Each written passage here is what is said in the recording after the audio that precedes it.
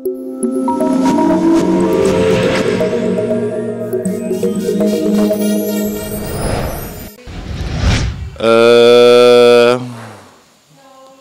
salah 1,5 itu dikasih ke nyokap semua sih, Gimana? semuanya. Semuanya dikasih? Mm-mm. Dan gimana respon dari orang tua setelah Pajok ngasih uang semuanya buat orang tua? Kaget karena nggak tahu kan.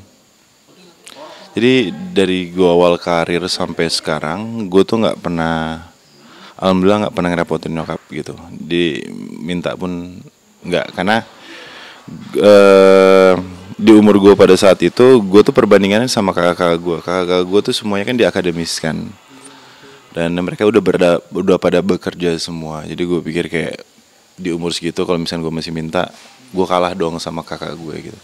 Karena gue agak sedikit kompetitif orangnya. Gitu. Jadi adik tapi bisa memberi suri teladan contoh yang baik bagi kakaknya. Enggak sih, malah mereka yang ngasih suri teladan baik ke gue. Karena tanpa mereka mungkin gue bakal di situ aja. Karena gue berpikir orangnya, gue tuh orangnya cari apa ya? Cari patokan gitu. Kalau misalkan gue udah segini, gue harus segini nih, segini gitu. Akhirnya gue melangkah gitu. Kalau boleh tahu, Ajib anak keberapa dari berapa bersaudara? Anak 3 dari 4. Urutannya seperti apa dan urutannya Urutannya pertama cowok, dia sekarang kerja di Norwegia. Yang kedua cowok juga, udah berkeluarga dua-duanya. Sekarang dia ada di Surabaya. Yang ketiga saya. Keempat lagi kuliah di Brawijaya, Malang.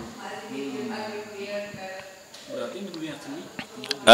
Jadi makanya buat pembelajaran juga sih buat semuanya. Jadi terkadang setiap anak kan punya passion yang berbeda-beda.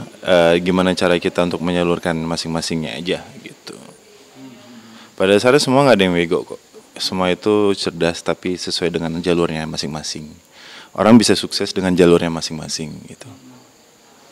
Dan itu butuh perjuangan. Ya, yang pasti butuh perjuangan dan mentalnya juga harus kuat sih. Karena namanya ujian yang dari Allah kan pasti selalu ngasih ujian gitu. Kalau misalnya kita dikasih ujian, ya otomatis kita harus terima, kita harus ikhtiar, kita harus berusaha. Akhirnya kita ngelewatin kan. Lewatin terus. Gitu. Juga waktu pertama kali mendapatkan peran utama, sempat kaget dan nggak percaya. Maksudnya kayak merasa nggak percaya gitu. Enggak sih. Maksudnya kalau misalkan kaget sih enggak, karena enggak ada usaha yang mengkhianati hasil, benar gak sih? Bener ya? Jadi menurut gue tuh selalu ngeliat orang sekitar gue. Ketika gue berjuang bersama-sama, gue masuk entertain bersama-sama nih sama A, B, C, D, E, F, G. Mungkin ada satu yang lebih menonjol, atau dua yang lebih menonjol, ataupun ada Tuhan mengasih bakat kedua orang ini. Tapi yang pasti yang lebih tekun itulah yang paling berhasil gitu. Makanya gue ngambilnya tuh lebih ke tekunnya. Masalah bakat itu masih bisa diasah gitu. Maksudnya masih bisa dilatih. Asal tekun terus mau belajar, yakin kok bisa gitu. Masalah momen aja. Gue yakin kok banyak aktor di luar sana yang hebat sebetulnya, tapi yang nggak terdetek aja sama media Indonesia. Maksudnya kayak stasiun TV atau ke PH. Gue yakin banyak banget kok, banyak orang-orang teater di luar sana yang mainnya bagus. Tapi ya emang kadang-kadang kan khususnya di bukan perfilman, persinetronan Indonesia, mereka lebih ngeliat looks-nya dulu, baru ke skill-nya, baru ke sini ngikutin gitu ya.